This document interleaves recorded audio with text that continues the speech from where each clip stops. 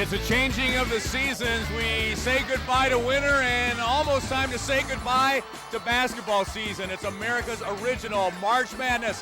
Hello and welcome to Carver Arena in downtown Peoria. I'm Lee Hall.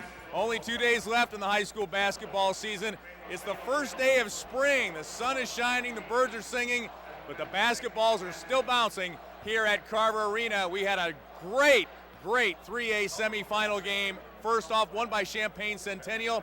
It's Chicago Leo against Oswego to meet them tomorrow for the state championship. Here for the call of the game, Kurt Pegler and Bill Hitt.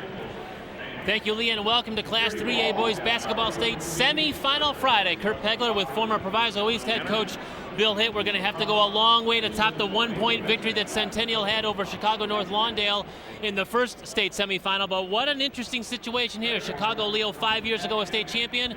Oswego playing in its first ever Final Four. Absolutely, and we're going to see a contrast in styles too. Leo wants to push the ball, and Oswego's strength is their inside play. Let's show you how both of these teams made their way to Peoria's Carver Arena. First with Chicago Leo, which beats the home team, Chicago King, for the regional championship there, then stayed at King and beat Kenwood and Harper for the King sectional championship before beating Chicago Brooks to win the super sectional title at Chicago State on Tuesday night. Meanwhile, the road to Peoria for Oswego included a victory in the regional championship game over Aurora Central Catholic 64-61, and then won sectional games over Belvedere North and Rochelle for the Rochelle sectional, and then defeated Rock Island in overtime in DeKalb for the championship and the super sectional on Tuesday night. Some fine players that we're going to be keeping our eye on, Bill, for both teams. Let's start with Chicago Leo. A very balanced attack, however. James Pointer, their senior guard, makes things go. James Pointer is a second-team IBCA All-State selection. He's averaging almost a triple-double for the season. He does everything. He's their go-to guy at the end of the ball game. Oswego likes to bang inside. They play a physical style. They're blue-collar, and the guy that leads the way is Andrew Zimick. Andrew Zimick he just loves to play the game of basketball. He's at his best inside, but he also can step out and shoot the ball on the perimeter, and he loves to bang. Let's tell you about the keys to this afternoon's Class 3A State Boys Basketball Semifinal, and the keys are brought to you by the Tire and Wheel Experts, Waukegan Tire in Waukegan, Park City, and Grays Lake. What about Chicago Leo? Chicago Leo wants to make an up-tempo game out of this. They're very good pressing the ball, getting the ball up the court, but they have to play big. They're giving up a lot of inches. They have to really attack the boards. Anytime you play up-tempo, you're always suspect when it comes to shot selection. That'll be an important factor for them. Meanwhile, what are Oswego's keys here today? All year, they've been stressing winning the battle of the rebounds and turnovers, and I think it really sums it up right now. They have to protect the ball and not turn it over. They also have to handle Leo's pressure, and we'll see them do that if they get some layups. And lastly, they want to score some baskets off of their defense. Oswego and Chicago Leo are set to do battle. Let's meet the players. Here's our public address announcer, Paul Herzog. Good evening, basketball fans. On behalf of the Illinois High School Association of the City of Peoria, welcome to Carver Arena for America's original March Madness. This semifinal game in 3A Boys for 2009 features the Chicago Leo Lions, a record of 27-4, and the Oswego Panthers, a record of 25-6. Let's meet the teams for the semifinal contest. For the Lions, a 5'9" sophomore, Paul Bean. A 5'8" junior, Levante Johnson. 6'2" junior, Christopher Lockhart. 6'5" sophomore, Maurice Joyner.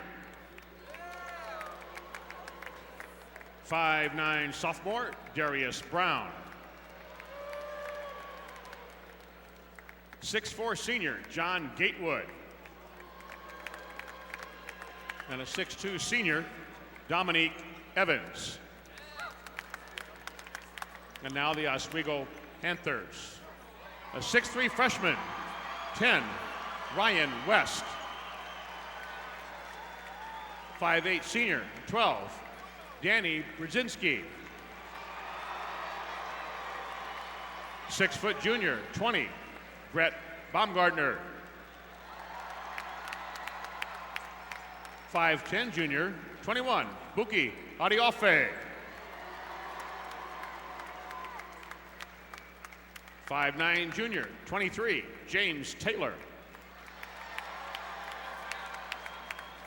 6'2" senior, 30, Tyler Pence. 6'3" junior, 33, Chris Bagley. 6'1" freshman, 34, Parker Meek. 6'1" senior, 50, Paul Cahill. 6'1" junior, DeAndre Mitchell. And now the starting lineups for the semifinal game. At a guard for Chicago Leo, a 5'10" senior, number 1, James Pointer. At a guard for Oswego, a 6'4" senior, 22, Andrew Gallo.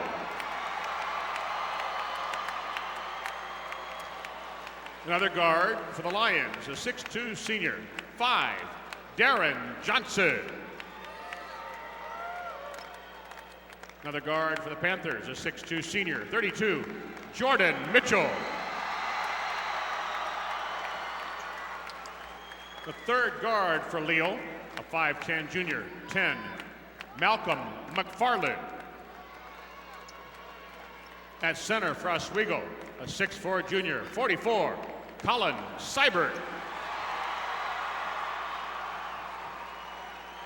The fourth guard for the Lions, the 6'3" junior, 13, Isaac Smith. And a forward for the Panthers, a 6'4" junior, 40, Joe Kwiatkowski.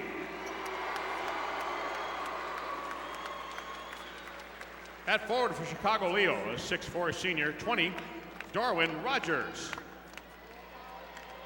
And at forward for Oswego, a 6'4" junior, 42, Andrew Zimnick.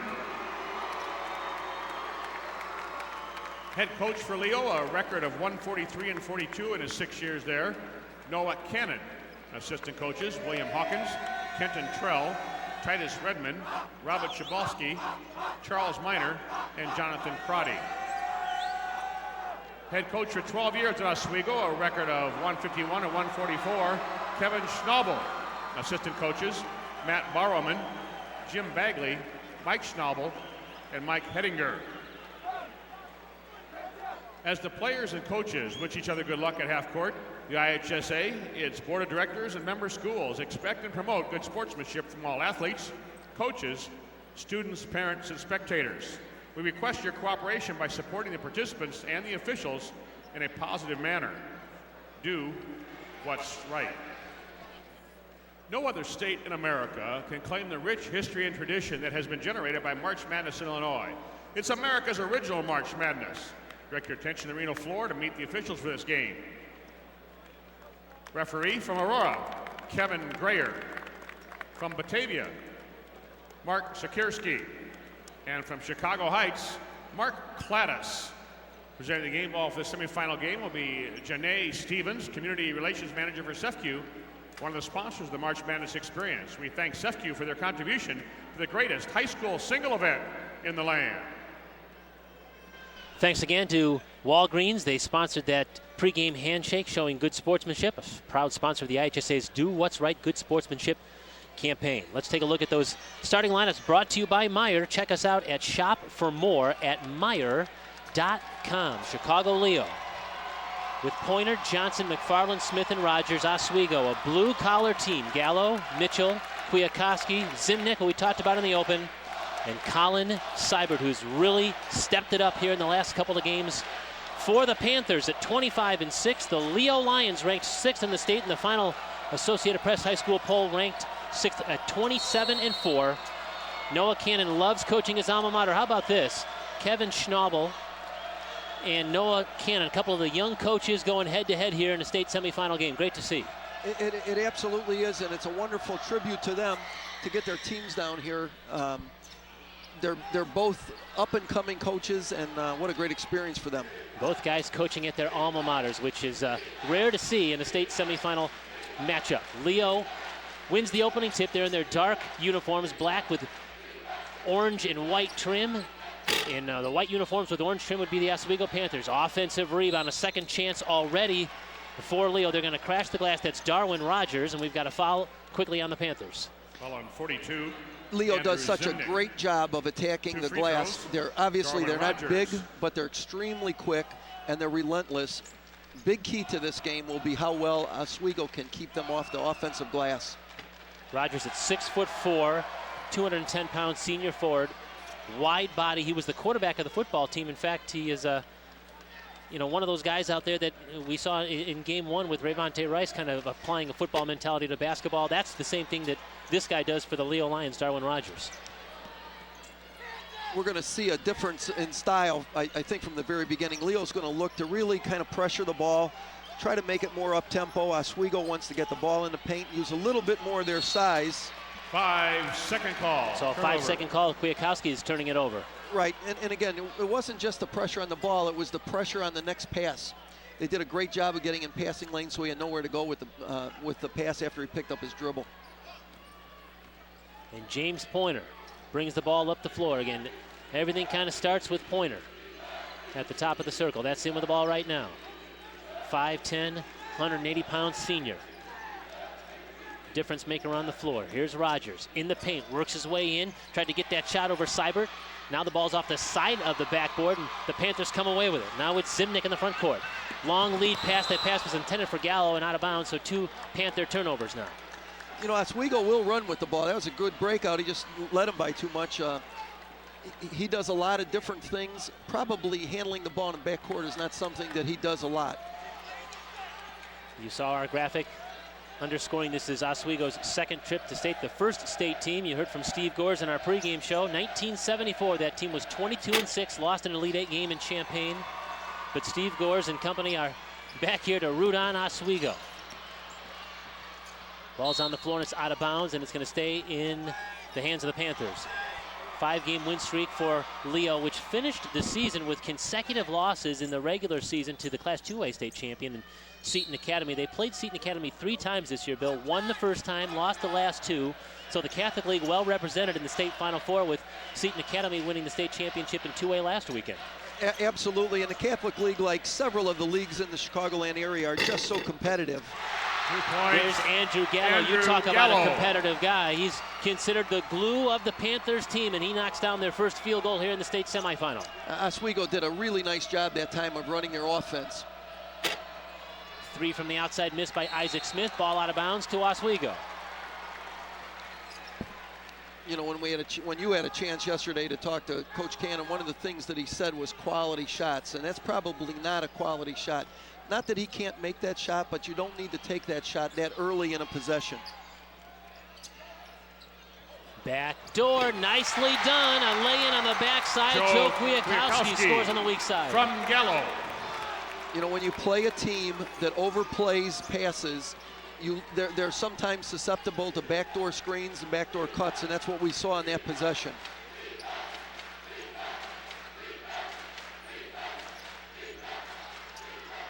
Pointer from the outside, his first shot is good. He's a 3-year starter, a 4-year varsity player, and he's very calm under pressure. Offensive rebound, Seibert couldn't finish. Kwiatkowski comes down with it. His fadeaway is in and out. That was halfway down, didn't want to go in. And now a foul on the rebound is going to go against the Panthers. It's going to go against Colin Seibert. So that's his first. Second team foul against Oswego. Curdy tried to rebound that without moving his feet, so just really cleaned out the guy in front of him. Sometimes you got to just say no to that. Quickly back up the floor comes Leo. Rogers tried the reverse layup, couldn't get it. Got his second chance. That's not there. Malcolm McFarland crashing the glass. Pointer left open from the top of the circle. That won't go. Ball is tipped out of bounds right at the Oswego bench, and Leo will maintain possession. We're just underway in the Class 3A boys basketball state semifinal. Oswego with a 1-point lead over Leo. Back with more after these messages from our network sponsors. What do you plan to do against it? We're going to play Leo basketball. We're going to play solid man-to-man defense. We're going to try to go up and down. The key thing is, once we play our game, we'll be all right. Leo basketball for Noah Cannon means, well, they're a small team, but they can play above the rim. And he says they're best in the fourth quarter because they enjoy playing a lot of players, putting a lot of pressure on their opposition and wearing them down, so those final 8 minutes, the ball is in the hands of the Lions.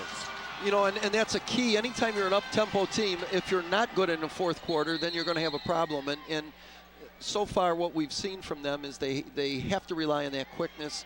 Fourth quarter is crucial for them. We're just underway here in this Class 3A boys basketball state semifinal. The winner here today is going to get Champaign Centennial for the state championship tomorrow. Centennial with a 1-point win and a thriller, a final second basket to beat Chicago North Lawndale. Here's Rogers tried to finish for Leo. Can't get it. Boy, the Lions are crashing the glass, and it pays off as Malcolm McFarland gets an offensive look and laid it in. That's 3 chances on that one possession. It's huge. Seibert spinning in traffic, and he's going to get to the free throw line. Nice job there of getting his feet down and pivoting, reverse pivoting to the basket to draw the foul. You know, Seibert is considered the emotional leader for Kevin Schnabel's team. You see his high scoring of Rochelle in that sectional final. They had 80 points. Conant of Hoffman Estates held him to 38 back in December. And Coach Schnabel told me yesterday that the team really struggled in the early 2 months of the season. November, December, they were trying to get their identity. They were trying to figure out what they could do. They were 7-5 in their first 12 games. And then since the 1st of January, 18-1. So they've put it together here in 2009. That's why they find themselves here in the Final Four. You know, and sometimes that happens. You are every year, not like in the NBA where you know it's more constant. Every year you are gathering new teams and you have to develop an identity. Seibert splits the free throws and we're even at 5. First quarter, Class 3A boys basketball state semifinal. Kurt Pegler, Bill Hinton, our IHSA television network crew. Glad you're alongside here for Live Hoops in Carver Arena, Peoria, Illinois. Nice, again, second chance basket. This time it's John Gatewood who's checked into the game. He's a 6'4", 210-pound forward. You know, that time Oswego did a very nice job of boxing out. It sounds funny, but they didn't aggressively go get the ball. So the first half is box out. The second half is go get the basketball. Leo right now with a 9-5 advantage on the glass.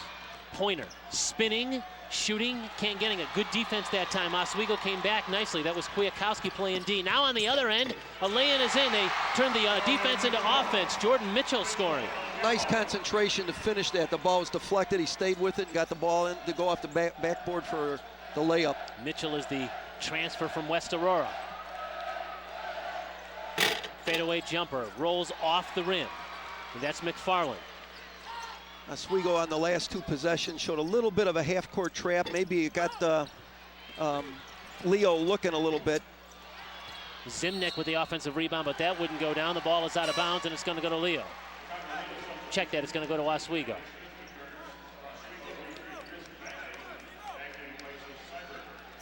Now we're seeing, for the first time in this game, Chris Bagley, the junior forward. He comes in, he gives Colin Seibert a breather.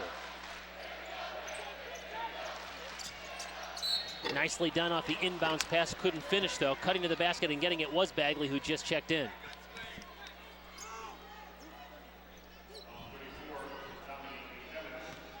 The foul is against Dominique Evans, who is checked in the game, and so free throw time for Chris Bagley, whose father, Jim, is an assistant coach. What a great family connection on this Panthers coaching staff. We mentioned the father-son combination. Kevin Schnabel's father retired a couple of years ago. He's back on the staff. They couldn't keep him away. You know, those basketball, you know how it is. You got basketball in your blood. You can't stay away that long. Well, he said, Dad, you want to come and be on my staff? He said, I'll do it. Absolutely. Well, you know, if you got a basketball Jones, yeah, it's hard. And as a father, if you have an opportunity to help your son, I think that's a great thing too. So I get it. I understand why he did that. So Kevin Schnabel, the son, has father Mike Schnabel on his coaching staff. Walk. Boy, they did a nice job of spreading the floor. John Gatewood couldn't finish, though. And back come the Panthers now with it. Oswego doing a nice job in transition, trying to get down the floor. Kwiatkowski, fadeaway baseline, no good. Long rebound tipped out and controlled by Leo. Under 3 minutes to go here, opening quarter. You know, both teams are really getting pretty good looks on transition. They're just not able to finish them. Here's Pointer. Now it's Evans. This is Isaac Smith. And now it's over to the near side. A three is missed by Paul Bean. Loose ball, out of bounds to Oswego. Oswego right now has got to do a better job of securing the ball and being strong with it. They're getting the first rebound in several instances and just not able to secure it. Leo's doing a good job of poking it. Darren Johnson, Malcolm McFarland, and Darwin Rogers are back in the game now for Leo. Three starters who are out momentarily. Now they're back in. Nice cut to the back. Catch and score, Bagley. Great pass, too, from the big guy down there. Zimnick, great court awareness. Little back screen again against the pressure. Well, Oswego is certainly the Cinderella of this Final Four. Unranked all season long, but they say they're going to take that as a compliment that they've worked their way down to Peoria, and right now they don't show any of these pregame jitters that perhaps we thought they might have. No, not at all. Again, maybe not finishing quite as well as you might expect them to later on in the game. And I really think that half-court trap's doing a nice job of taking the balls out of the guards, especially Pointer's hands. This is Smith. He backs out. He's being guarded by Jordan Mitchell. Minute and a half left here in this opening quarter, here in Peoria. Class 3A boys basketball state semifinal. So far, a very nice job of keeping dribble drive penetration, of getting in there. Smith, kick out. McFarland, his three is no good, front of the rim. Offensive rebound, though. Leo's done a great job on the glass. Here's Pointer. He kind of forces up a shot, won't get it. Darwin Rogers, another offensive rebound. Leo is absolutely crashing the glass. Yeah, just doing a great job of being consistent. We see the perimeter shot, take a long bounce. Nice, strong rebound. Probably surprised Pointer a little bit, but another rebound coming here, and then draw the foul. And so it's back to the free throw line for Darwin Rogers, who is a University of Illinois recruit in football, so he'll play for Ron Zook's football team next season, playing his final weekend of high school basketball and hoping to leave with a state championship.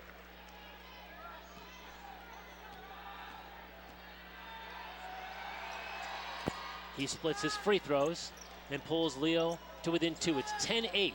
Oswego as we approach the final minute of this opening quarter. Class 3A boys basketball state semifinal. The winner to get Champaign Centennial for the state title tomorrow.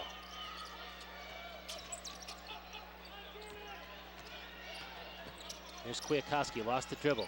Hands it over to Gallo. This is who the Panthers want to have the ball in his hands. Panthers showing some nice patience in this final minute of the quarter.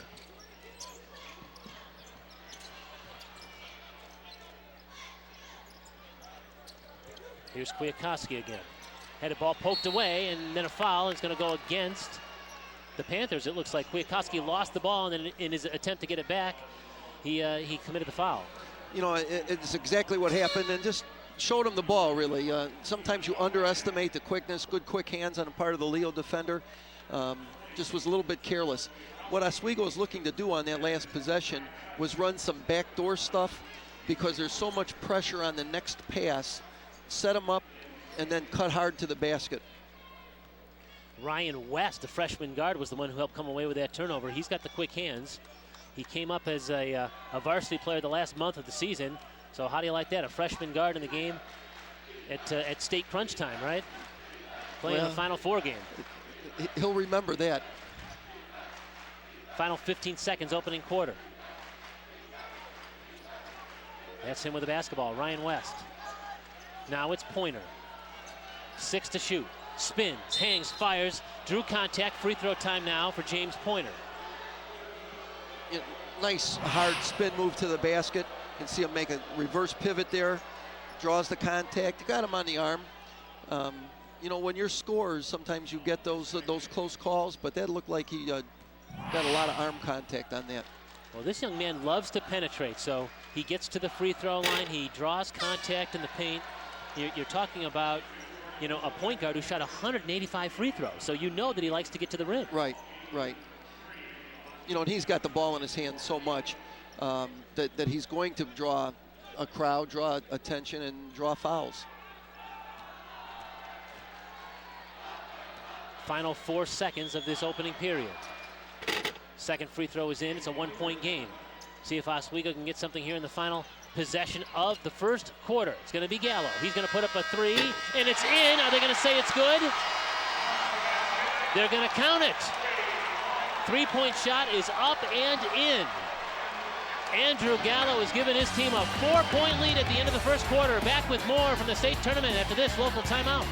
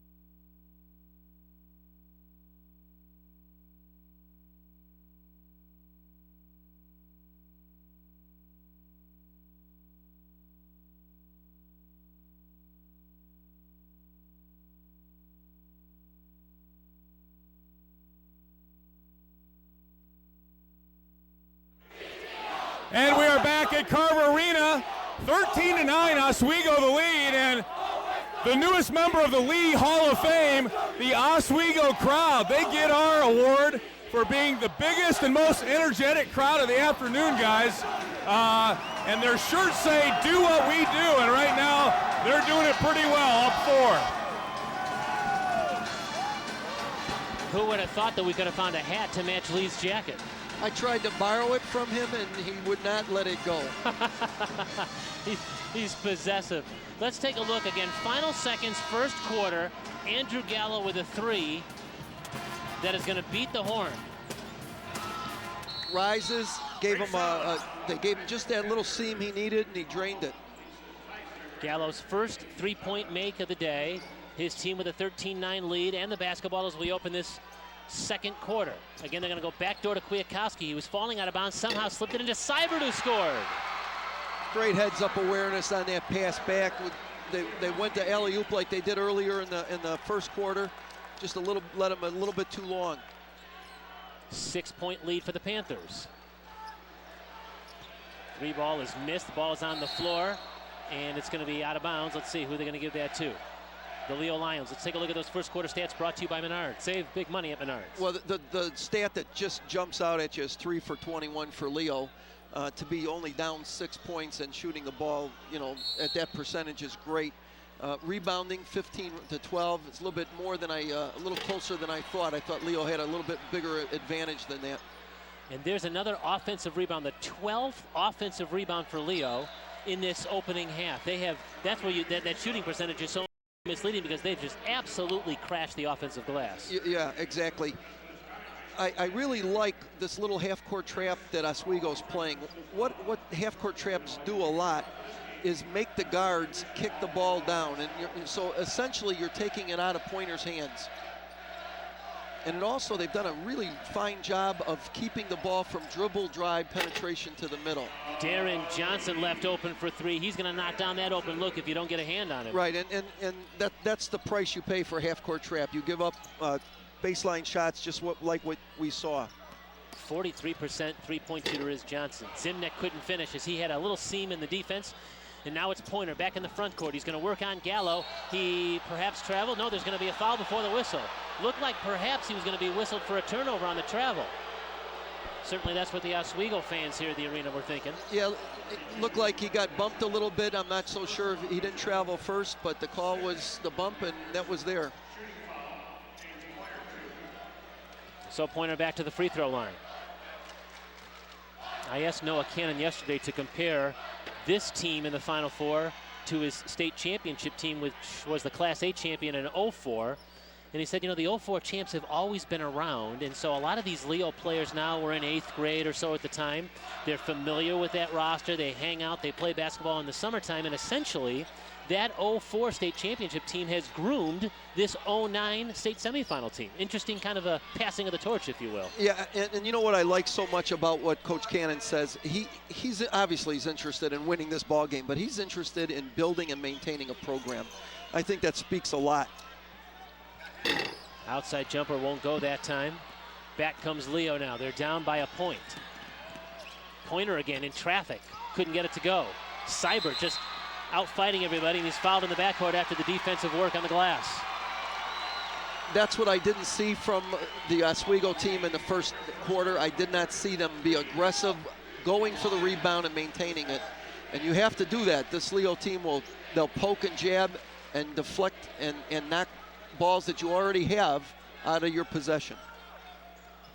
It's been a season of firsts for this Oswego team. First regional title since 1985. First 21 team since 1975-76. School record for wins in a season. They just got the whole community of Oswego pumped up about basketball. It's a football school historically, but they're talking hoops this winter. And there's Darwin Rogers to finish with a left hand. And now Leo is back in front, 16-15. Gallo's going to try to answer. He's stripped. Ball is on the floor. Still down. Seibert down to get it. And Leo comes away with it. That's Darren Johnson out fighting everybody. Now he tries to get a pass. It winds up in the hands of Pointer, who finishes. Wow. It's not how you draw it up, but they don't ask you how, just how many, right? We got 2 points out of that play. Now we've got a whistle, and it's going to go against the Panthers. You know, that's 2 possessions in a row where the shots, you know, maybe they're shots they can make, but they're not shots that they need to take. The shot before that by Seibert resulted in a breakout for Leo and a layup. This one here results in a foul.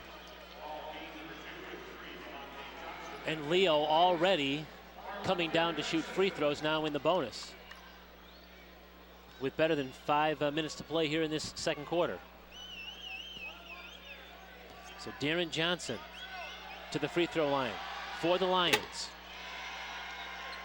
You know, when you talk about what's a good shot, there's more than one factor. Certainly, can you make the shot from where you're shooting it? But sometimes equally important is it time to shoot that shot? And, you know, coaches will kind of just go crazy when it's, you know, maybe a shot that you can make, but it's not the time to shoot it. That's an excellent point. Well, Leo trying to up-tempo this game. Levante Johnson has checked in, and he was the one causing all kinds of backcourt pressure. Baseline jumper is in Kwiatkowski. He averages 6 points per game. He's one of those guys who kind of does a little bit of everything. He knows his role, and there his role was to knock down the baseline jumper, and he accomplished the role.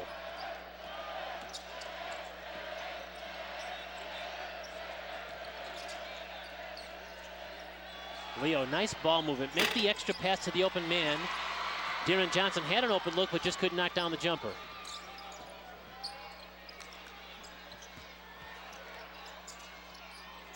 Now, fadeaway jumper. Jordan Mitchell for 3. Again, the difference in that ball went inside first and then went outside for the shot. Kind of tells the people on your team to get ready to rebound it. When you come up and take a shot without involving other players, they're not ready to rebound your misses. Well, he's the career leader in three-point makes, Mitchell is, for Oswego. So he's a guy that likes to spot up from out there. He's got 84 three-point makes for the season, which is a season record at the school. 4:11 to go here, opening half. We're tied at 20 in the Class 3A boys basketball state semifinals. Back with more from Peoria after this local timeout.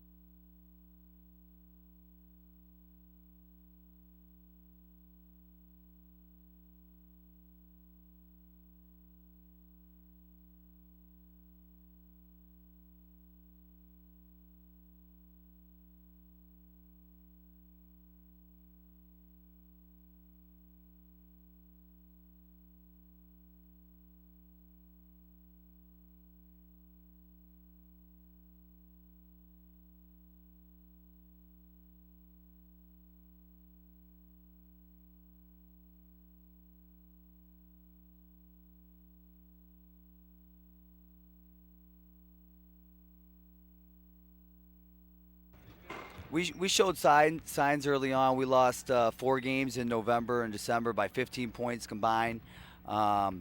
Played a couple good ball games at the Jack Tosh Holiday Tournament at York. We knocked off the #1 seed South Elgin there, so we were showing signs again. And then we just kind of broke through after the new year. We're 18-1 in 2009. We've had the same starting lineup since, so there's been that consistency and continuity. Yeah, the Panthers have had the same starters now, Bill, for 20 consecutive games, and as we said, as they kind of mumbled through November and December, then got their feet going in the right direction, they have been almost unbeatable since the first of the year here. You know, it sounds kind of trite, I suppose, but kids like to know the order of things. You know, if you're a bench player and you're coming off, you'd like to know that. If you're a starter, you want to know that you can play a little bit without being taken out. Jordan Mitchell guilty of the foul at the timeline. That'll be his second personal foul. And again, Leo already in the bonus, back to the free throw line. It'll be James Pointer back here, the senior All-State performer. Now this young man knows how to score. He's had 2 30-point games this year, a 31-pointer against Simeon, which was a Class 3A state finalist a year ago, and then a 35-point effort against Shepherd. So when he starts feeling it, he's already got 8 points here. He's a guy that can fill it up. Yeah, and one of the things that we're looking at, just, you know, putting them on the board, on the line so much. Still with 4 minutes to go, they're in the bonus already. You know, you can't do that against quick teams like that. You got to play basketball without using your hands. Gallo lost the ball momentarily. It is now a steal. It's De'Aaron Johnson that comes away with it. Now it's McFarland going to attack from the left, hangs and fires and scores. Kwiatkowski that time had an opportunity to draw a charge, and he turned his shoulder at the last minute, took that call away from the official. You got to stay strong with that, take the charge. Here's Gallo, he draws contact, and they're going to say he was in the act of shooting, so a couple of foul shots coming now for Andrew Gallo. One of the stats that I'm looking at right now that's a key for Leo, 23 points, 9 second chance points. You know, and that's what they talked about before the game being so important. Gallo made the game-winning free throw on Tuesday night in DeKalb in the super sectional victory and overtime win over the Rock Island Rocks, and put this team on a bus coming to Peoria, and things have been up for grabs in Oswego ever since. You know, he's a 4th-team IBCA All-State player. He's had just a great season. You can see he does so many little things. Handling the ball when it needs to be handled. Rebounding, he's done a great job already today in that regard. 4-year varsity player, and I think at this point in the season, there's just no way to replace that kind of experience. Panthers have a chance to shoot for the tie now. Kwiatkowski back in the front court. Boy, Leo gets back on defense so quickly. Again, the quickness of their hands. And that's going to be a transition basket now for Malcolm McFarland. Some of the crowd wanted to carry, but he finished the play. You know, that looked bad, but I think his hand was on top of the ball. You can dribble the ball high. Sure. Baseline jumper, no good. Fadeaway from Jordan Mitchell. That was a tough shot. Here comes Leo quickly up the floor. Isaac Smith now. He's going to lob in the finish for De'Aaron Johnson. Timeout Oswego. Good timeout here, Kurt. Settle the boys down. This is exactly the kind of game that Leo wants. They don't want anybody to kind of dictate the tempo. They want to get the tempo their way. Exactly correct. You see Isaac Smith come up, throws a picture-perfect pass for the two-handed dunk. Well, you talk about getting offense from your defense, and they got back so quickly, that transition defense, and suddenly it went from an Oswego opportunity to 2 points on the other end for Leo. Right, and you know, I made a couple points earlier about Oswego not securing the ball on rebound attempts. I also have seen them not do that underneath the basket on the offensive end. We remind you that coverage of this IHSA basketball tournament sponsored by Walgreens and Zero Cal Water. Zero Cal Water exclusively available at Walgreens, a proud sponsor of this IHSA network broadcast. Kurt Pegler, Bill Hitt, Lee Hall, and our IHSA television network crew with you here live from Carver Arena in downtown Peoria. Class 3A boys basketball state semifinal with Leo leading Oswego 27-21. The winner of this game will play Champaign Centennial A 1-point winner over North Lawndale in our first Class 1A or a 3A state semifinal. It's going to be hard to beat the excitement of that one, that's for sure. But so far, this game has been very entertaining. You know, Leo has gone on an 18-6 run in the last 5 minutes, and one of the things they've done has been to create turnovers. Right now, Oswego has 8 turnovers through the first quarter and change. 2.5 minutes to play here in this opening half.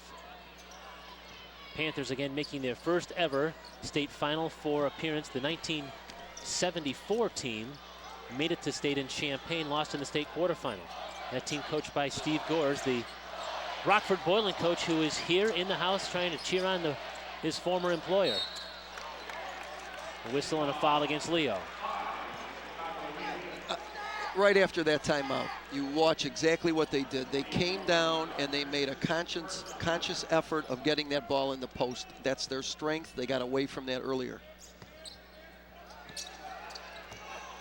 Entry pass goes in, and up is Jordan Mitchell. So give credit to a nice pass by Andrew Gallo right off the inbounds. Nice body control too there. He saw the defender gave a little up fake and then finished. 2 minutes to go here in this second quarter. Leo with a basketball and a 4-point lead. Working the baseline, Rogers slips it down, and scoring with the right hand is Darren Johnson. Nice pass on that.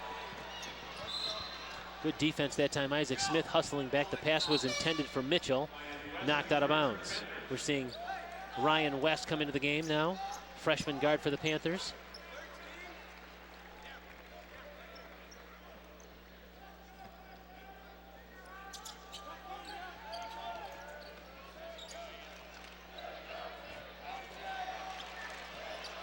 Gallo to bring the ball up the floor.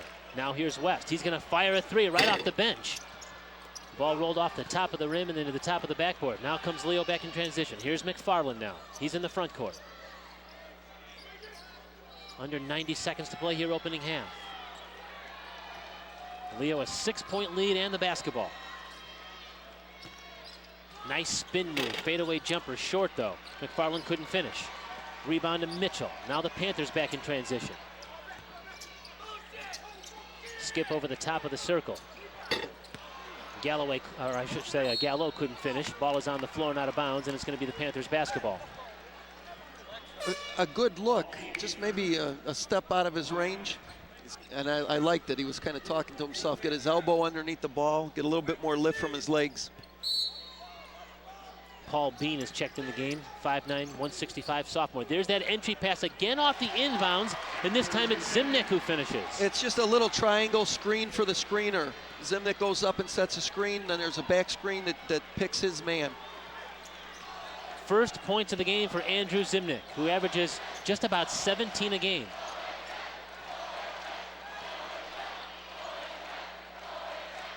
Under a minute to go here. In fact, now 40 seconds. Leo going to play a little keep away at the timeline. Try to hold for one here, it appears. Yeah, Kwiatkowski's just long enough to bother people up there. He does a nice job. A lot of teams will put a quick guard up on the top of a 1-3-1 trap like that. Other teams, like this one here, just put someone long to disrupt the pass. 15 seconds left here in this period, and a near steal in the backcourt. Bean came away with it. Now it's Pointer. He penetrates, and he's tough shot. He scores off the glass. Now, final seconds here of the half. Gallo, see if he'll get a shot off. No, it'll be Zimnick's fadeaway 3. That one will not go at the horn.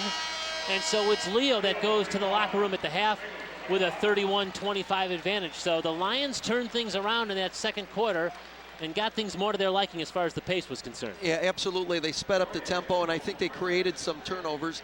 And also, they forced Oswego to do things they're not comfortable doing. We saw some bad shots as a result. Our sideline reporter, Lee Hall, is standing by with Noah Cannon. All right, guys, thanks a lot. The guys are talking about second chance points. You guys are up 9-1 there. What else did you like first half from your team? Well, we started the first quarter off, kind of slow. We didn't play Leo basketball. Second quarter, we started pressing the ball, playing man-to-man solid defense. We play man-to-man. We're going to do the job we need to take care of. We just got to finish easy layups and then free throws. That's the key to the game right now. All right, Noah, good luck to you second half. Thank you. All right, back after this on the IHSA TV network.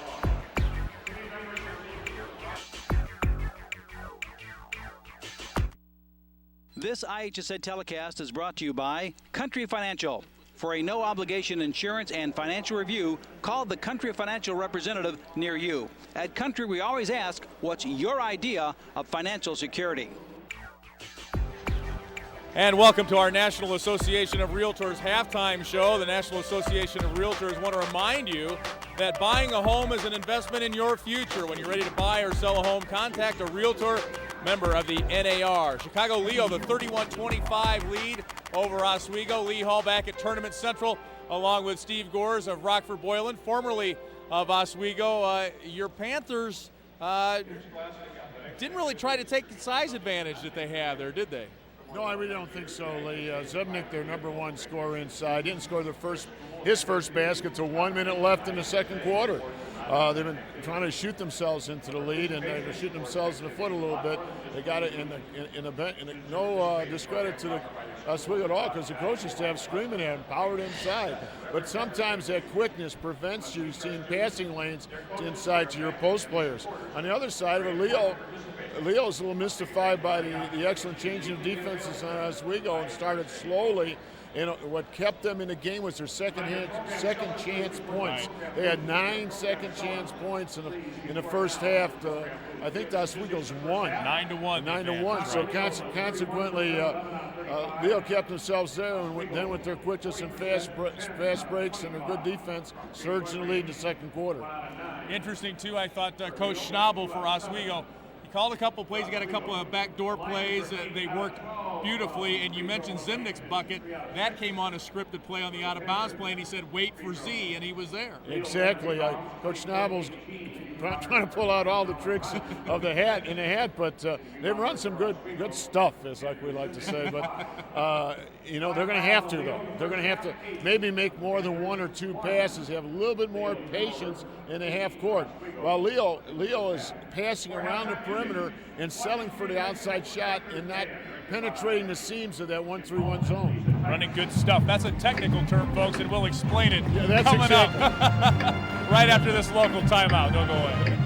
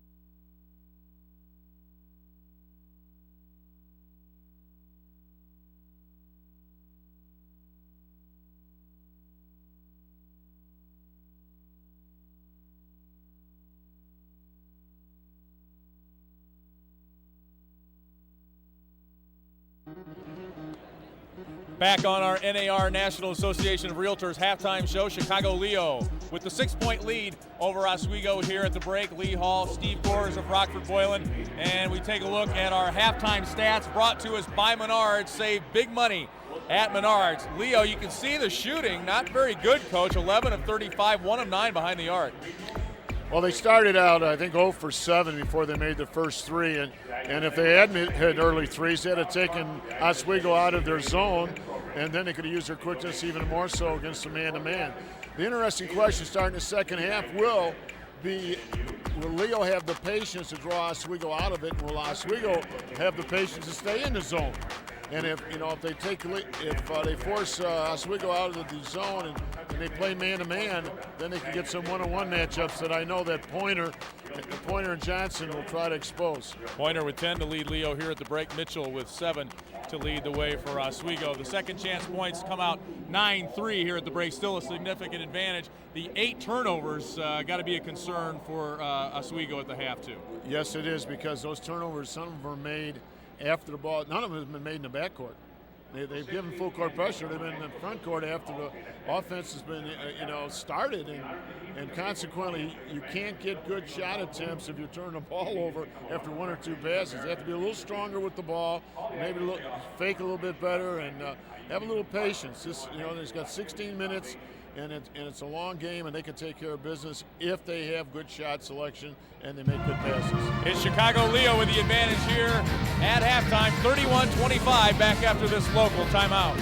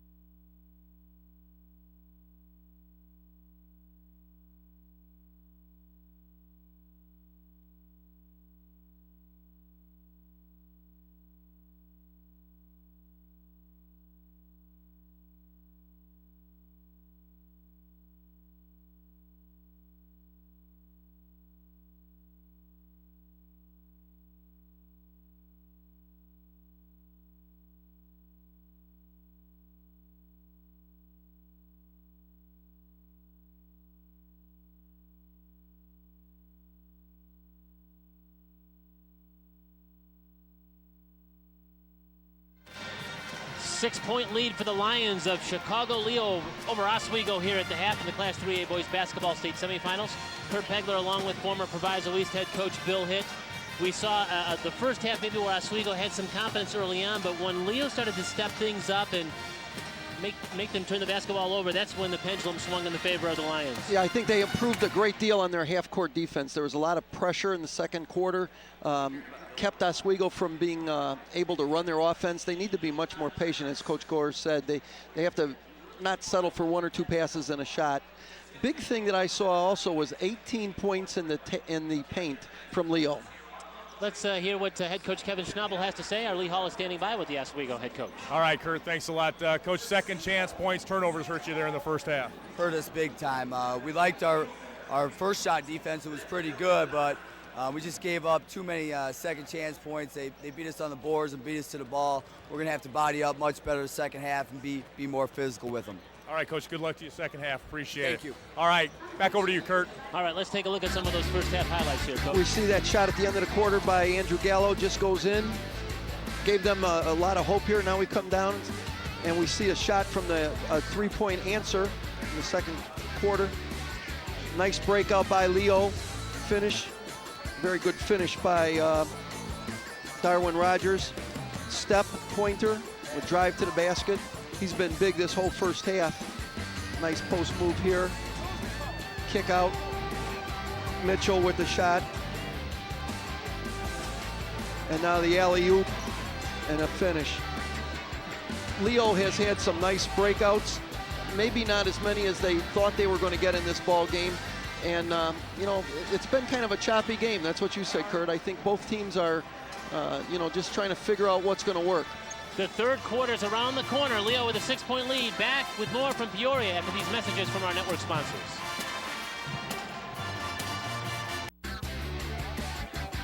"16 minutes of basketball left in this Class 3A Boys Basketball State Semifinal. As we get set to start the second half, Leo leads Oswego 31-25. Trying to play for a right to face Champaign Centennial in the state championship game tomorrow against Centennial. In case you're just joining us, a 1-point winner over Chicago North Lawndale in the first semifinal game. That was a great game, an exciting finish. The winning basket coming with 2 seconds left. So far this game, we've seen two very good teams kind of spar with each other. I think Oswego needs to do a much better job of pounding the ball on the inside. And I look for Leo to even increase their defensive intensity and pressure. Both teams send their starting fives on the floor. James Pointer, Darren Johnson, Malcolm McFarland, Isaac Smith, and Darwin Rogers for Leo. It's Andrew Gallo, Jordan Mitchell, Joe Kwiatkowski, Andrew Zimnick, and Colin Seibert that start the game for Oswego. Leo with the basketball and the lead to open this third quarter. Jumper from the outside is no good from Darren Johnson. Well, that was a new look. That was a 1-2-2 to open that third quarter. We haven't seen that yet. Now a three from the man who loves to shoot the three, Jordan Mitchell. That's no good. Long rebound out. Here comes Leo up the floor. McFarland with a nice pass. Pointer couldn't finish, but McFarland gets it back. Now down the lane, Rogers. That could be a foul, and it's going to be a foul. An offensive foul. Great job on the part of Simnick. You see him step up and take the charge. Exactly correct. Official got it right. Pointer had that ball on that break right before that, and it just slipped out of his hand. He was trying to finish it before gain control of the pass. Foul is on Darwin Rogers, and again give credit to Colin Seibert for holding his ground and taking that charge. Now the ball is off of his hands and out of bounds. Let's see, they're going to say actually that it was deflected by Darren Johnson. If you look at that, Leo's defensive pressure on Andrew Gallo is so good that he's making that entry pass from behind the center line. And what the ball's in the air too long, it gives Leo an opportunity to catch up to the ball. Look right there. Zimnick backdoor to Kwiatkowski, nicely executed. Great pass, great catch, and then another great pass. But again, you can't run your offense from the center line.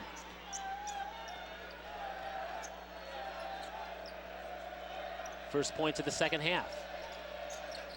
Oswego within 4. McFarland. He's going to give it up to Smith now. Leo would like to control the tempo. They would like to have this be more of an up and down game. Inside again. Short shot missed by McFarland. Zimnick comes down with it. He's fouled in the backcourt. Great job securing the rebound and protecting the ball, and you have to do that. Nice little pass there. Just missed the bunny. Watch him come down. 2 hands with the ball. Just, you got to be strong. He did a great job there protecting the ball. Andrew Zimnick is just kind of the poster child for this blue-collar effort that has really brought Oswego here to stay. That's what they're going to hang their hat on. They're not flashy. They're very effective, and they just work real hard. Now it's a loose ball and a steal. Johnson in the front court. Right place, right time, came away with a steal. You know, did a nice job of having his hands up. You talk to players about playing with your hands above your waist. That's a good example there. 8th steal of the game for the Leo defense, and they have 11 points off turnovers here, and their lead is 33-27. Now another backdoor play. Mitchell tried to flip it in over his head, but he couldn't get it to go down. You know, they're much more comfortable in what they're doing right now. I know maybe it's not resulting in points. And James Pointer left open for the 3. The Panthers a little late on the rotation on the D. Pointer now with 13 points. That's his first 3-point make of the game. Here's Zimnick. Backing down on Rogers. Drew contact. No foul. It's Isaac Smith that comes down with it. Now it's the Lions in control now all the way down. Little teardrop floater. How do you like that one? That's a great finish to that. Look. Boy, Oswego needs a basket, and they get one from Colin Seibert. I was looking to see if they were going to take a timeout there. The lead went to double digits. Very nice composure coming back. Back to that little 1-3-1 that they've been running.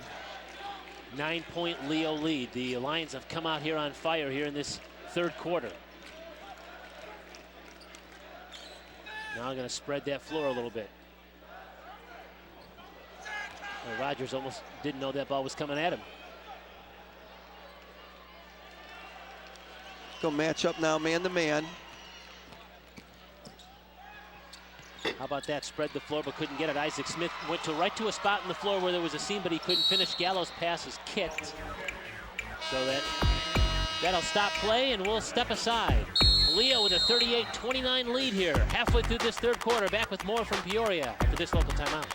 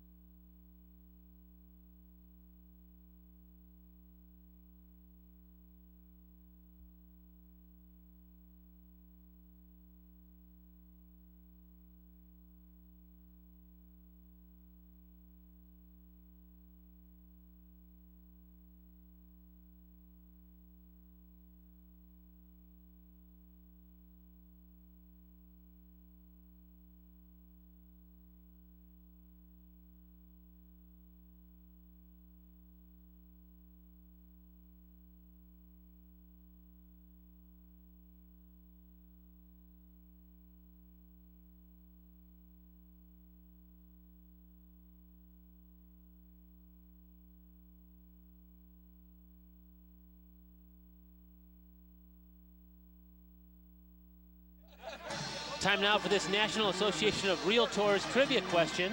Oswego's only previous state tournament appearance was in 1974. The Panthers lost in the Class AA quarterfinals. Who did they lose to? Was it Proviso East? Was it Peoria Central? Was it Breeze Mater Dei? And we'll have that answer for you in just a minute.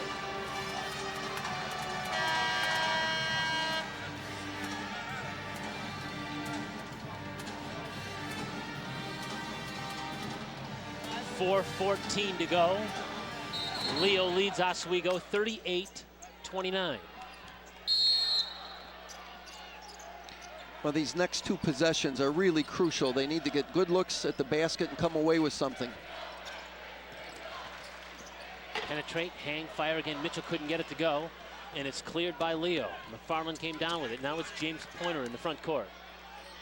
You know, they've had much better looks in the third quarter than they did in the first half. I'm talking about Oswego, but haven't been able to finish. And now a steal. Seibert in the passing lane. Ball is still loose, though. Oswego comes away with it. Gallo had it momentarily. Now he flipped it up to Zimnick, who then finds Seibert, and it's going to be a goaltend against Leo's Darren Johnson. That was a mad scramble for the ball. We see a nice pass down underneath, finds him open. And the goaltend underneath might have bailed him out. He might have missed that shot.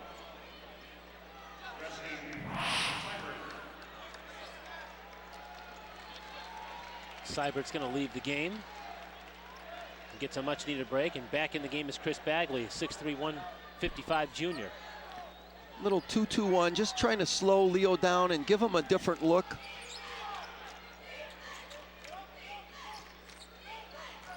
It's been all about different looks here, hasn't it, this game? Each team has tried to throw a different wrinkle at the opposition. Yeah, I really think so, and you know, for a lot of good reasons. They're you know, they're coming out of the zone a little bit. They can't afford to let Leo just hold the ball now. They're down too many points, so they're playing a little bit more man-to-man. It'll be interesting to see if they can keep them from penetrating. Three is missed by Johnson. Long rebound is corralled by Gallo. Now quickly up the floor. Kwiatkowski thought about the three. Gallo pump fake, steps inside the three. Skip pass over. Here's Mitchell. His three is missed. High up to get his Kwiatkowski, and he scores. So how about Joe Kwiatkowski crashing the glass and scoring? It's a great rebound. And, you know, Mitchell did not hit that shot, but just finding him in that corner, he's going to hit one of those, and the next thing you know, he'll hit 2 or 3 more. Kwiatkowski has had some big rebounding games. He had a 15-rebound game earlier this year, so he doesn't mind getting in there and crashing the glass. Now Gallo with another defensive rebound. Quickly back up the floor. Here's Mitchell, going to penetrate. Stolen away. James Pointer, quick hands. Now it's numbers, 3-on-1 for Leo. And a finish by Darren Johnson and the foul. That was just a great effort on Pointer's pass.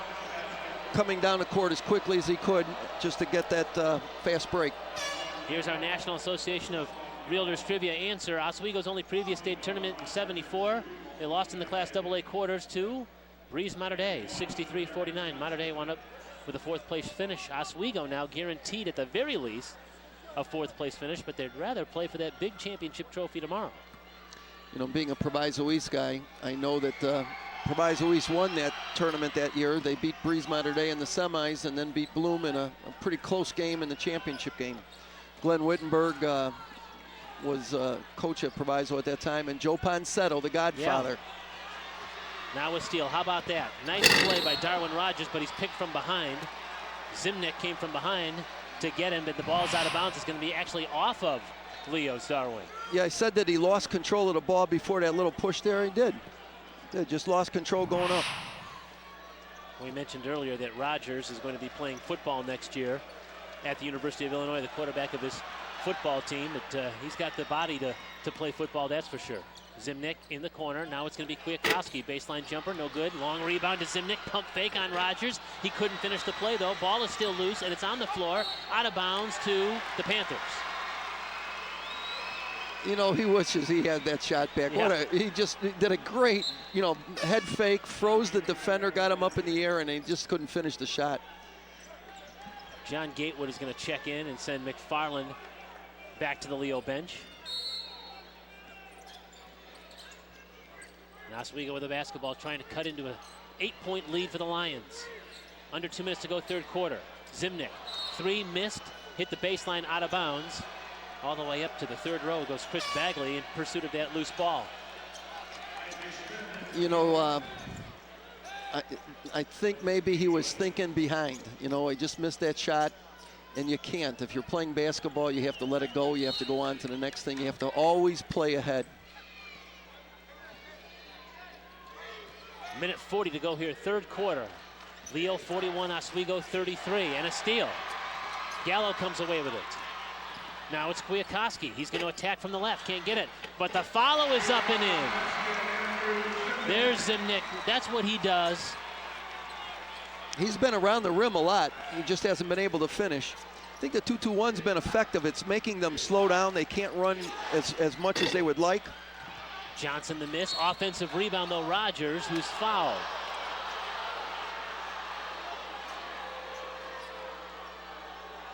Chris Bagley is going to be the guilty party. See if our look at it again can exactly spread out what happened here.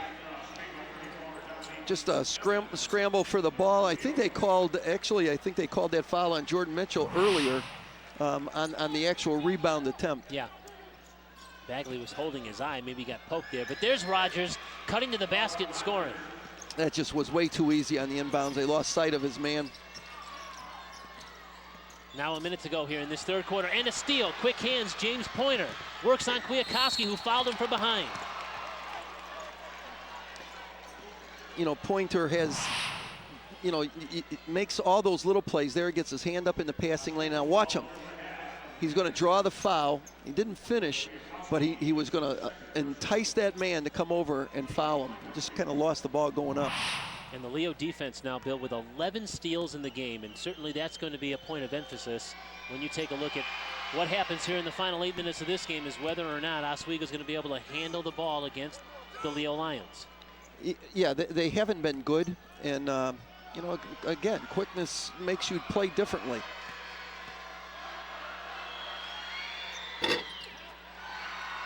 In and out on that second free throw attempt. 14 points now for James Pointer. Now Seibert is fouled, so he's going to get to the free throw line. And there's just a miscommunication on the part of the Leo defense. Nobody picked up Zimnick. Nice pass down. Yeah. Follows on Johnson, and so to the free throw line goes Colin Seibert, 6'4", 240, junior center. This guy averages 3.5 points per game, but what he's done when there's been trophies on the line in the regional championship game over the victory over Aurora Central Catholic, 16 points, and then a 28-point effort against Rochelle in the sectional title game on 12 of 14 shooting. This is a guy that averages 3 points per game. Just does a lot, It tells you he's in the ball game. When his opportunity comes, he's there. Final 35 seconds of this third period.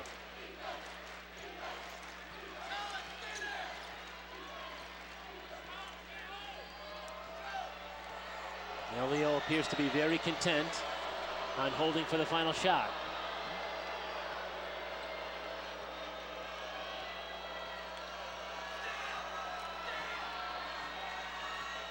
Final 10 seconds, third quarter. Pointer one-on-one with Zimnick, it looks like. Now the offense rotates. 5 seconds to shoot. One-on-one with Zimnick. Pointer lost the ball, goes right to Johnson. His three is no good, and that's going to win the quarter. 3 quarters of play in the books. Leo leads Oswego 44-36. Back with more from the state semifinals 3A boys basketball after these messages from our network sponsors. This IHSA telecast is brought to you by Country Financial. For a no-obligation insurance and financial review, call the Country Financial representative near you. At Country, we always ask, what's your idea of financial security? Look at our stats through 3 quarters, brought to you by Menards. Save big money at Menards. You know, everything is evening out right now stat-wise except for the free throws. We're looking 6 points difference right there in an 8-point ball game. Oswego shooting 4 for 8 from the free throw line. Just, you know, needs to cash in on more of those. Rebounding starting to even out a little bit. Oswego did a much better job of getting the ball inside. Well, Noah Cannon, the Lions head coach, telling us yesterday that they're the best in the 4th quarter. That is where their bread and butter is. A lot of it is because of their deep bench and their style of play, and they seem to take ownership of the final 8 minutes of the basketball game. So we'll see how they come out and attack Oswego here in the final quarter of play in this Class 3A boys basketball state semifinal. The winner again plays for the state title tomorrow against Champaign Centennial. Oswego starts this quarter with the ball. Here's Gallo. He's being guarded by Malcolm McFarland. Lost the dribble, McFarland the steal. 12th steal for the Leo Lions. Now the ball is out of bounds, and maybe there's going to be a foul here. Got to push on McFarland on that scramble. Got both hands on the back. Gave Kwiatkowski a little shove out of bounds. Second foul against McFarland. 4th on Leo. There's that steal differential. 12 for Leo and 3 for Oswego here. And you take a look at points off turnovers now. Leo has turned those steals into 15 points off turnovers.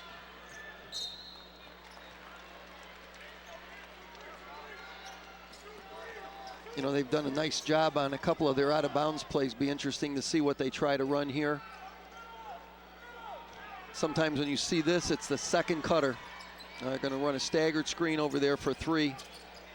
Gallo from the outside. They've done very well scoring off the inbounds pass, haven't they? Right, they did. They ran a little double screen high, and they just brought him off there. You know. Well, there's a lot to be said about executing your set plays and cashing in, and certainly the Panthers have done a nice job of that. And now we've got a travel violation, so the Panthers trap at the half court, comes away and causes a turnover. Yeah, he didn't, you know, picked up his dribble, and you know, they give up some inches, and when you're a little smaller and you pick up your dribble, you don't have that that ability to maneuver around those taller defenders. Oh, we had a ball right in our face here, didn't we? Kurt, I think I would have caught that if I was on that side. I'm just saying. Your hands are a little bit quicker than mine there, Coach. Hey, we got through everything, though. Hey, a testimony that the computer system still works. How do you like that? Zimnick is fouled, and he's going to get to the free throw line. You know, a nice aggressive move on his part. Little screen. See him come hard to the basket. Get his arm pulled back. 2 shots. Well, as we mentioned, he's kind of the poster child for what this team does. Workhorse. His brother Jeff was the quarterback of the state champion football team in 2003. He's just a guy that's not afraid at all to dive for loose balls, go for rebounds, the kind of, you know, the down and dirty. This team is a blue-collar team, and that describes Andrew Zimnick. Right. Those are his first 2 free throws. That tells me that either he's being defended real well or they're not focusing on getting the ball in the paint. And the Oswego fans back in the game. The Panthers have pulled to within 3, 44-41.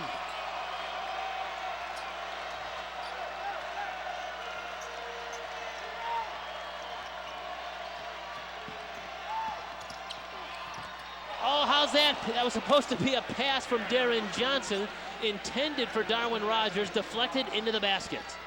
That's when we say you lived right. That'll be talked about for a while. Mitchell's 3 is no good. Zimnick tipped it out of bounds. How about another look at this one? You can't script it this way, can you, Bill? No, you can't. You can't. Just got his hand out, up it goes. Who scores that basket? That's a good question. The guy that threw the pass, or the closest player. Now they're going to credit Rogers with that basket. And now it's Jordan Mitchell that comes away with that on the defensive end. Oswego back up the floor, down by 5. Zimnick's 3 is in. Like Pointer was down for a minute on that play. He's all right. Looked like he bumped his elbow on the ground. And Oswego has closed it to a one-possession basketball game with 6 minutes to play.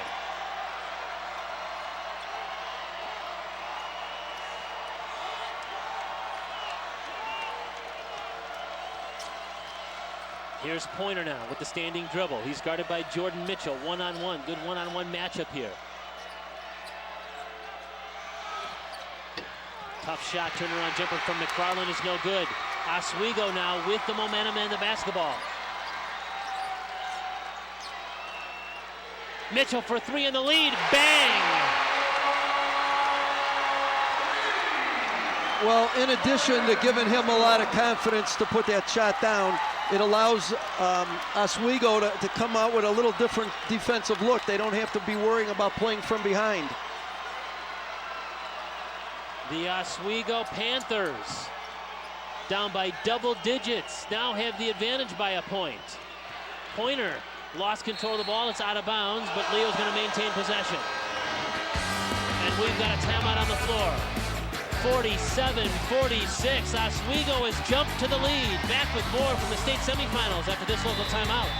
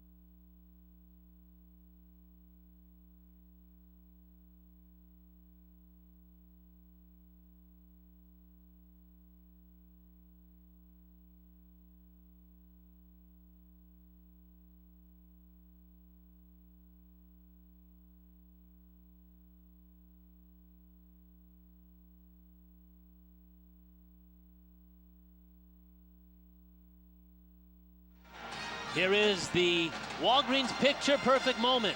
Walgreens, a proud sponsor of the IHSA Do What's Right Good Sportsmanship campaign. Fans getting into this one, that's from the Leo cheering section, but right now it's the Oswego cheering section that's making the most noise because Jordan Mitchell, the three-point specialist, has given the Panthers the lead.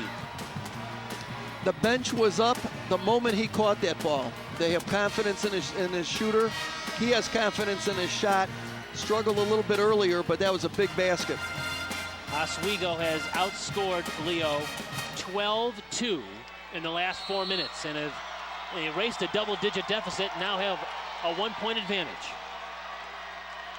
They're doing a little box and one now. Johnson right out of the timeout answers for 3. Oswego showed a little box and one on Pointer right there. That's a big shot for them to make because it's going to make Oswego do something a little bit differently offensively and defensively. Boy, a big basket there by Darren Johnson to kind of stem the tide. And now a big block. Good defense by Leo. They come away with a defensive stop on Zimnick. And now it's Pointer back to the front court. They've got numbers. Try to lob it. Gallo deflected that pass. Now it's Rogers back out on the top. Leo showing some composure here. Isaac Smith comes back out to run the show as we approach the 4-minute mark left here in regulation. Pointer works baseline on Mitchell all the way down. Drew contact on Zimnick. And James Pointer, who's already been to the free throw line 8 times today, is going back for some more.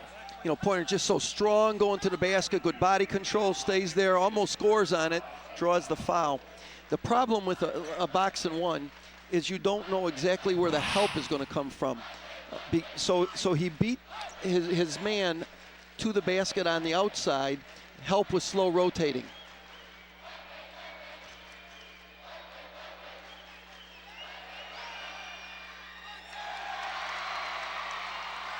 Pointer is now 5 out of 9 from the foul line. As a team, Leo is 10 of 16 here this afternoon.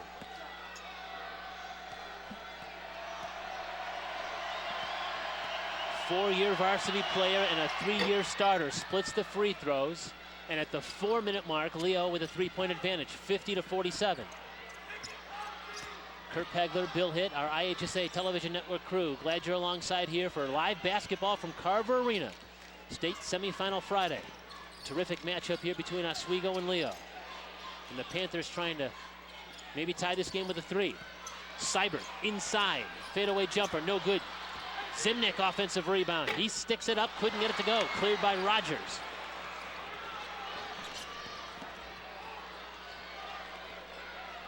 Under 3.5 now. We had a terrific first state semifinal, a 1-point win for Champaign Centennial over Chicago North Lawndale. Centennial's in the finals, waiting for the winner of this one to have a championship matchup, and now a turnover for the Lions. That was absolutely the right idea. He just didn't execute it. They had a little screen roll, saw the guy fade for the pass, just threw a little bit behind him.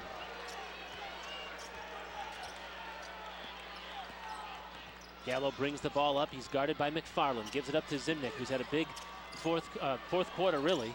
Played well in the second half after a slow first half.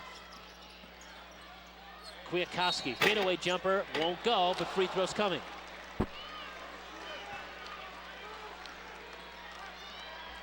See this, I really like the patience, comes up.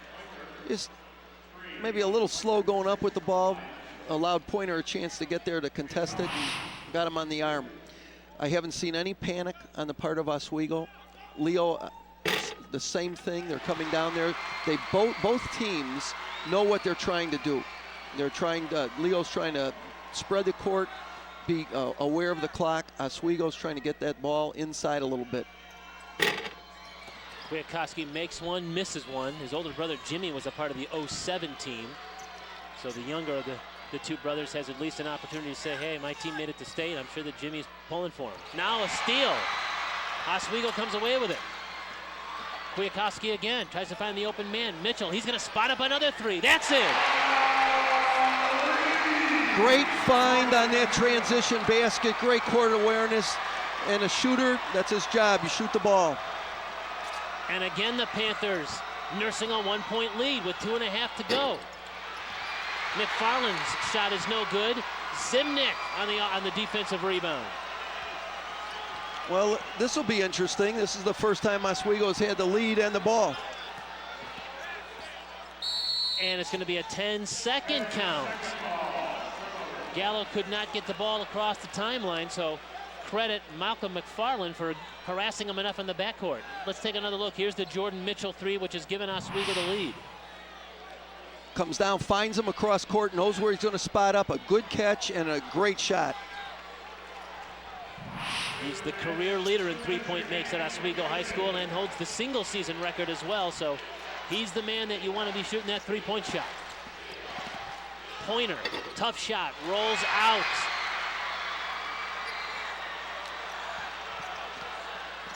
Gallo to bring the ball up the floor. He's fouled.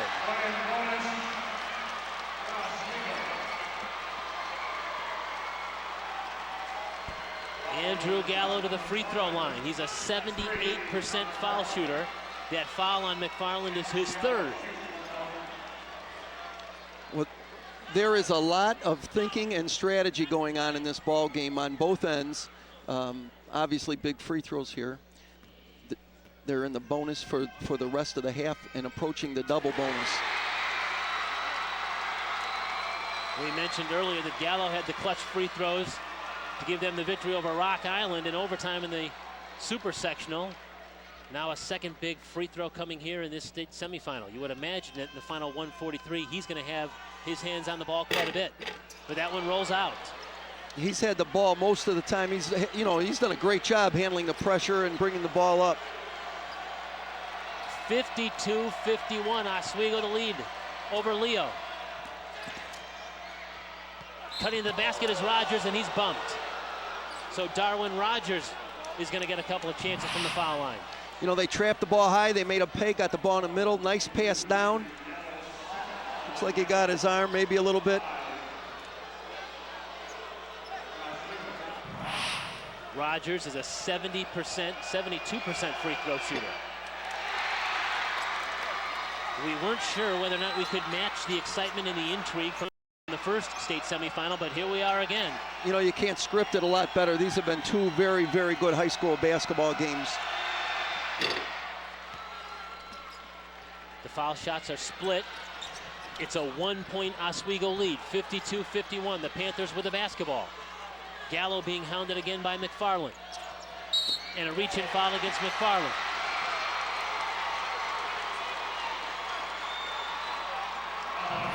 You watch Gallo just working so hard, and here comes the reach. You know, and you just, whether you hit the ball or not, you can't reach in on the dribbler like that. They will really call, the officials will call that almost every time you do it. Gallo, the career assists leader at Oswego, but being asked to deliver the mail here from the foul line here.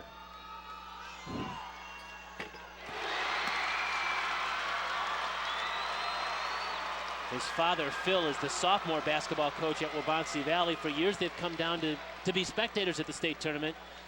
No spectating this time, right? In the game. No, you know, I just love to hear about kids that spend their youth at the tournament and then get a chance to play. And again, he splits the free throws. It's back to a 2-point Oswego lead. Now it's Pointer in the front court. Here's McFarland, a timeout called by Leo. Noah Cannon wants to talk things over. So we'll step aside. 1:10 to go here. Don't go anywhere. Leo trails Oswego by 2. Back with more after this network break.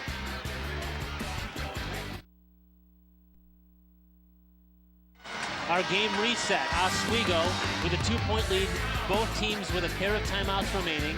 Leo, you see, already at 8 fouls. Oswego still yet to get to the bonus as far as their fouls are concerned. And right now, the possession arrow favoring Leo. We did not know if we were going to be able to match the excitement of that first state semifinal, but I believe we have here in the final 1:10 of a 2-point game. Absolutely, and you know, the game has been as close as the score is right now. I think it's huge. Oswego has a couple of fouls to give, and turnovers have been huge in the last 3 minutes. 2 for Leo, ending up in a 3-point basket. Tough fadeaway 3 is missed by Johnson. The ball is still loose. Zimnick comes away with it for Oswego. Now it's Gallo. Finds Mitchell, and immediately the Panthers call timeout as soon as they got the ball past the timeline with 51 seconds to go. Right now, Kurt, Oswego and Coach Schnabel are talking about who they want to have the ball and where they want to have them. Last 51 seconds, there's going to be a foul or there's going to be a defensive play. That's what they're talking about. And don't forget, we've got Class 4A state basketball semifinal action tonight at 6:30. It's Dundee Crown against Waukegan. And then semifinal number 2, Thornton against Whitney Young at 8:15. And you'll see both of those games live over most of these same stations on the IHSA television network. Take us inside that Oswego huddle. What's going on here, Coach? You know, again, the very first thing you do is make sure you talk about how you're going to get the ball inbounds against pressure. So you got to start with that. And then the second thing is, who do you want to have the ball in their hands? My guess is the guy that they've been dancing with so far, Andrew Gallo. But the other hand, Leo knows that. So what's your second option? I'm thinking they want Zimnick to touch the ball somewhere, preferably underneath the basket. You have 2 opponents right now, Leo and the clock. And Leo has plenty of time.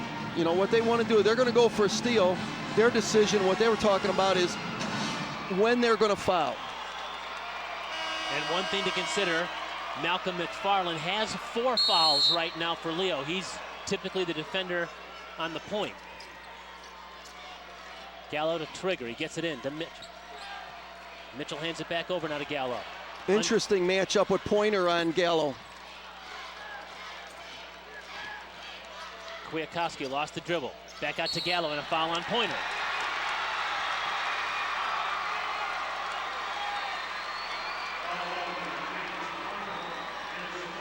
That's the 4th foul now on James Pointer.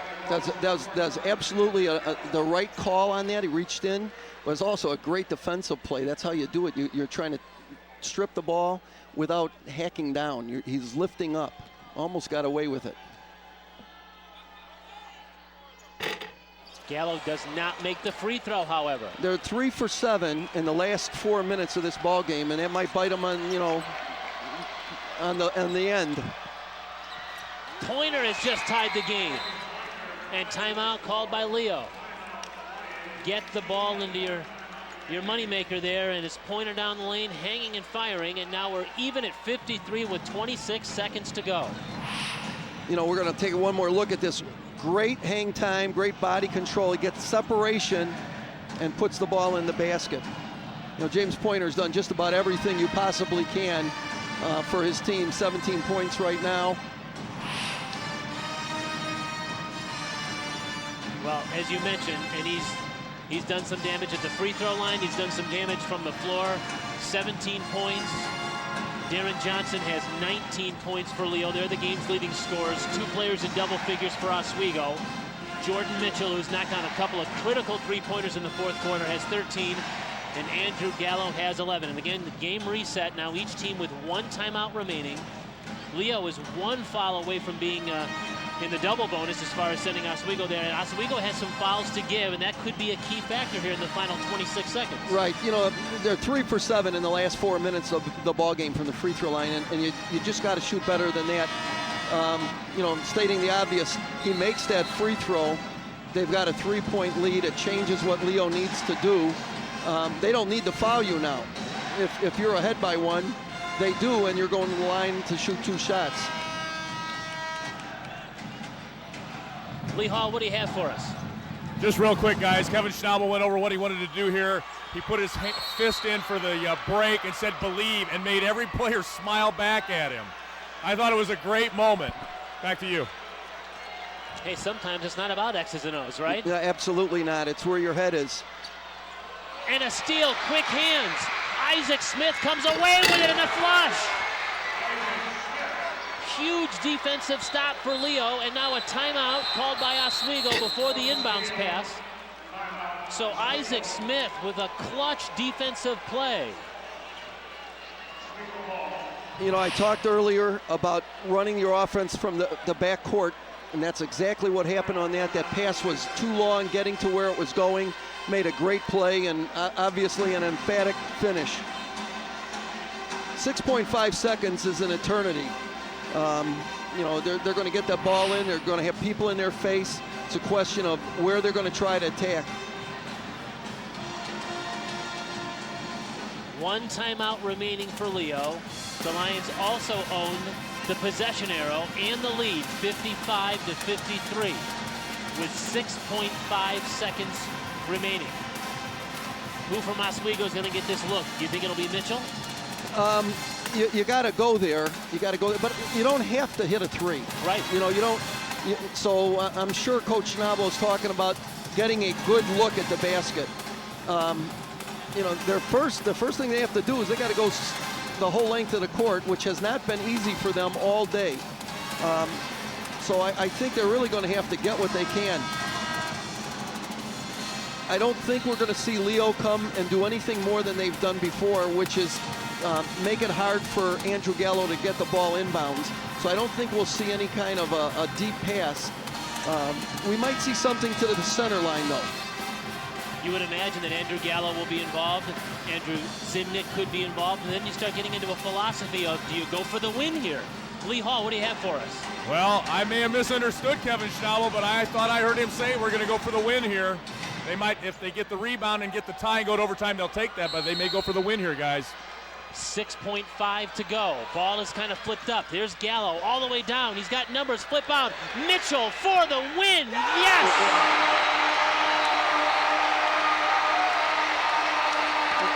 Wow.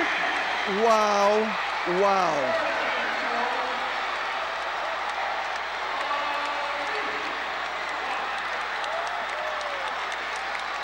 Unbelievable finish. Jordan Mitchell. What a heads-up play from Gallo. He finds him, and look at him take his time. Bottom of the net.